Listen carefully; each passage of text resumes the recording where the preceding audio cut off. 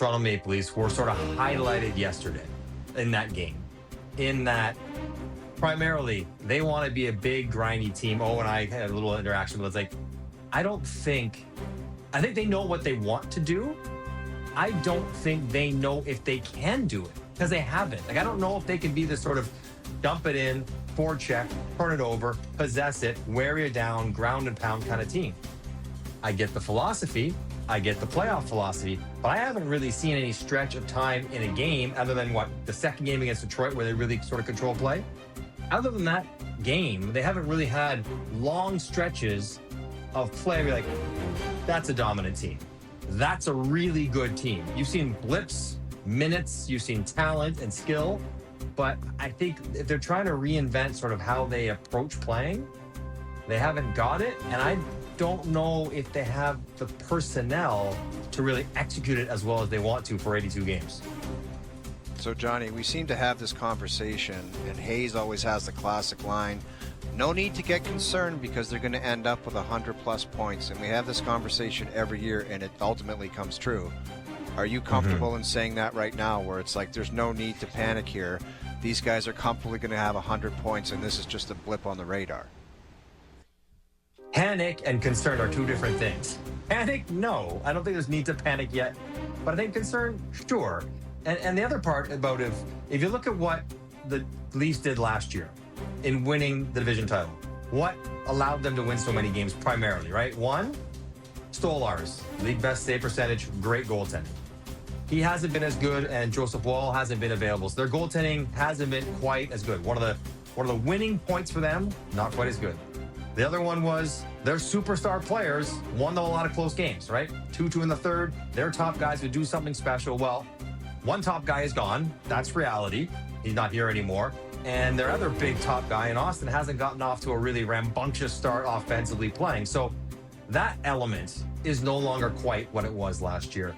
And then you think their power play was also pretty good. Got them some timely goals. Power play's not so good this year either. And we can get down to like defensive coverage and, stuff around the net. But I just look at the way they won close games, because they basically played games 50-50 last year and said, our top players are going to win it. And more often than not, their top players, including their goalie, did in fact win it. Those things are not happening as frequently as well this year. And that is a concern. Not panic-inducing, but a concern.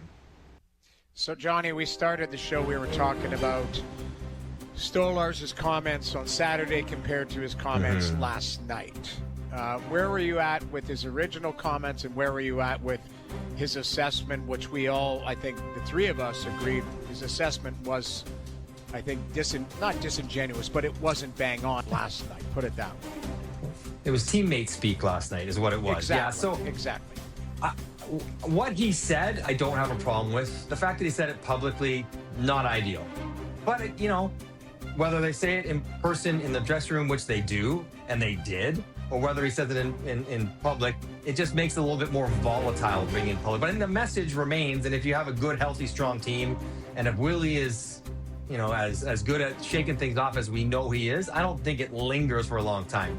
But what it does do, it makes the next little while difficult for all parties involved, especially Stolarz, because you call out guys, like the guy who's, second in the league in scoring, you call him out for not being good enough defensively.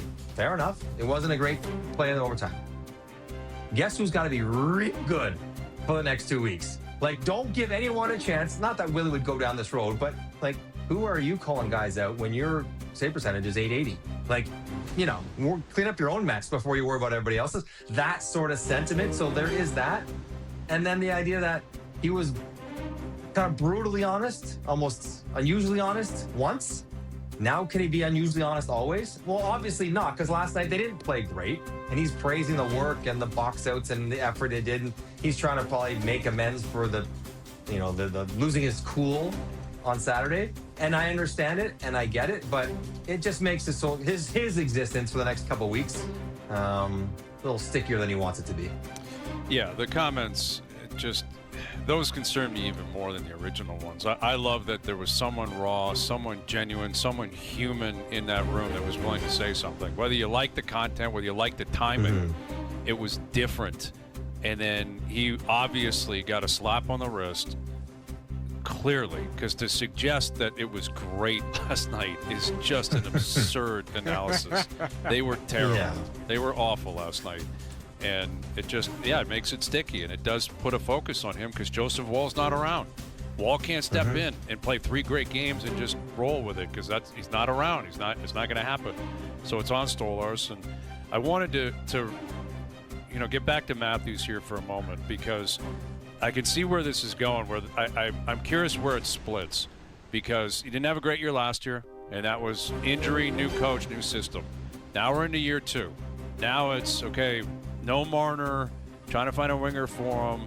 Again, they're trying to play a style that's more playoff conducive, but not necessarily conducive to chasing 69 goals. So, which one is it? Is it that the team and the coaching style is affecting him, or is it him? Like, when does it get to a point where you look at Austin and say, you're Austin Matthews, man. I don't care who's playing with you on the right side. You got to be better than this. Where do you stand on that? I hate to straddle the fence, but it's all those things. It's all those things. And it's not 100% that Marner's not gone, but that doesn't help. It's not 100% they want to be a dump and chase team and they're not moving it very well out of their own end, but that doesn't help. And it's not 100% that Austin hasn't been good enough, but that really doesn't help. But I think at some point, not having the right winger, when you got Matthew Nyes, who everyone sort of acknowledges a pretty good player on his own, like, not every top player in the league plays with 2 superstars. It doesn't happen that way. We see what Draisaitl and McDavid do. We see what McKinnon does. We see what Kaprizov does. They produce consistently, regardless of who they're playing with. And they're good players, but they're not superstars. And Austin Matthews and the Leafs can't wait to say, well, we need to go get Adrian Kempe, Alex Tuck, whatever, to round out that line to make it go. Like, at some point, that is the responsibility of the best player on the team, which is Austin Matthews. Now, part of the issue is, boy, they're playing a lot in their own end, Hazy. Like, they do not exit quickly. Like, it gets dumped in and it gets forechecked, and he plays so much down. Right. And he's playing so much in his own end. Now, again, that's partly his responsibility. It's one of the guys down there to stop that. But he spends 30, 40 seconds doing the work in his own end, get the puck back. He finally gets it back, and sometimes he looks tired on offense. He doesn't look explosive. And I think some of that's because he's been checking. And the other part about it, and this is a true dynamic. Now, Matthew Nyes is a bull in a china shop. He is not what we'd call a transporter. He doesn't skate it up the ice, sort of get the zone, draw a guy, let Austin come late. That's what Mitch did.